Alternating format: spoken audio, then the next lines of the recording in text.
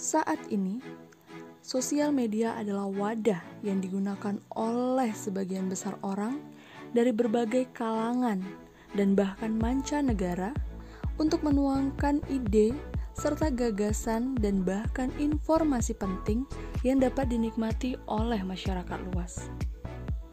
Berhubung dengan sosial media, kegiatan jurnalistik atau kegiatan kewartawanan yang dimulai dengan mencari, mengumpulkan, mengolah, menulis, dan kemudian menyebarluaskan informasi kepada khalayak luas, berhubungan dengan hemofili yang merupakan suatu keadaan yang menggambarkan derajat pasangan perorangan yang berinteraksi dengan seseorang atas kesamaan dalam hal sifat. Hemofili sendiri secara etimologis berasal dari bahasa Yunani, yaitu homoios, yang berarti sama. Maka dari itu, homofili bisa diartikan sebagai kegiatan komunikasi dengan orang yang sama.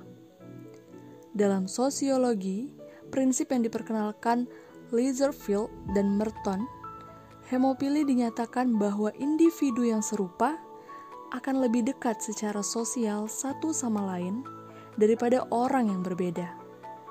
Karena terkadang ketika orang menjalin kontak dalam kehidupan pribadi, tidak jarang mereka terhubung dengan orang yang mirip dengan diri mereka sendiri. Lalu apa kaitan jurnalistik dengan homofili? Sejauh ini keilmuan jurnalistik secara eksplisit belum menerapkan konsep hemofili pada hubungan timbal balik antar jurnalis. Sebaliknya, para sarjana telah menerapkan konsep tersebut pada interaksi antar jurnalis dan narasumber mereka, pada keterlibatan khalayak dan para preferensi media khalayak.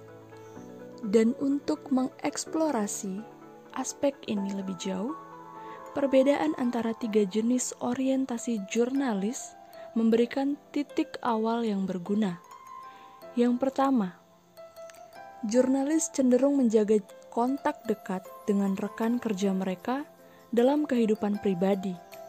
Yang kedua, jurnalis berinteraksi satu sama lain di tempat kerja dan menyebut rekan kerja mereka sebagai pengaruh terhadap praktik kerja mereka sendiri. Lalu yang ketiga, jurnalis cenderung mendasarkan keputusan berita mereka pada pengamatan tentang apa dan bagaimana jurnalis lain melaporkan suatu berita. Dengan begitu, mereka memvalidasi keputusan berita mereka dan mengurangi ketidakpastian dalam praktek kerja yang mereka lakukan. Namun, meskipun orientasi bersama jurnalis berfungsi sebagai panduan penting untuk memproses suatu berita, ini juga dapat mengarah pada liputan berita yang lebih homogen.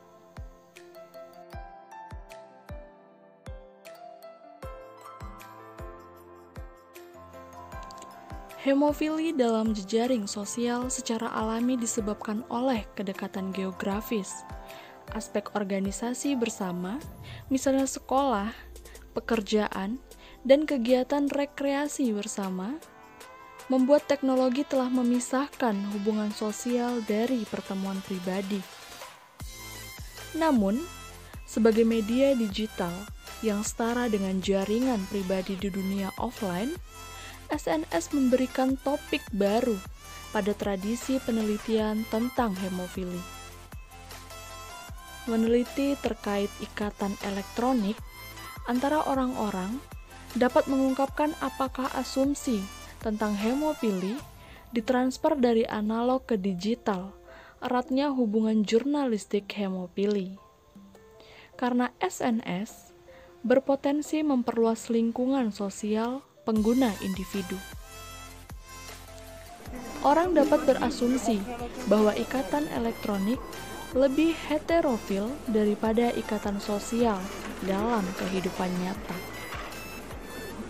Di sisi lain, ada istilah tentang ruang gema yang sering digunakan dalam diskusi publik, menunjukkan penguatan hemofili di jejaring sosial karena orang memiliki lebih banyak pilihan untuk berhubungan dengan orang yang berpikiran sama. Salah satu cara untuk mengidentifikasi desain jejaring sosial di era digital adalah dengan menganalisis interaksi di SNS atau Social Network Sites. Di sini, hubungan dibentuk melalui berbagai jenis interaksi antar pengguna. Misalnya, di Twitter, jejaring sosial dibangun melalui mengikuti atau follow, membalas, meretweet, dan menyebutkan atau men-tag.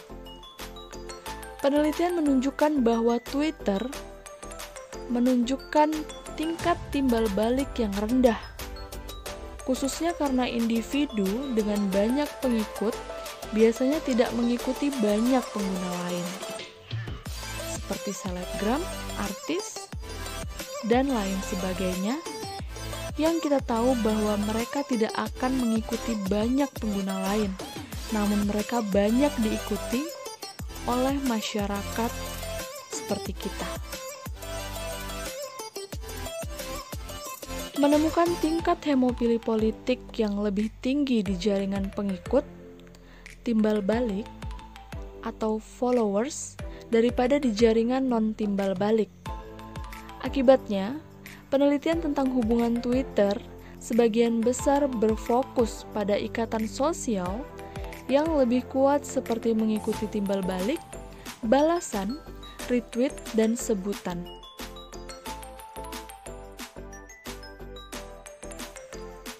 Membahas masalah hemofili dalam kaitannya dengan platform seperti Twitter yang telah menikmati popularitas yang meluas di kalangan pekerja berita.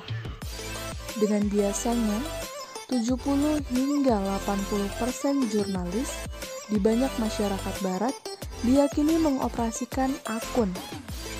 Twitter telah mengaktifkan tingkat interaksi, partisipasi, dan konektivitas bagi jurnalis yang terhubung dengan audiens dan juga mereka sendiri sesama para jurnalis.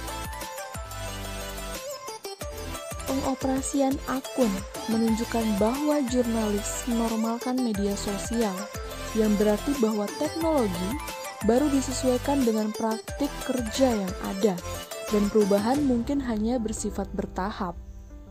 Dengan cara ini, kita dapat berharap bahwa hubungan hemofili di antara jurnalis juga dapat berkembang menjadi social network sites.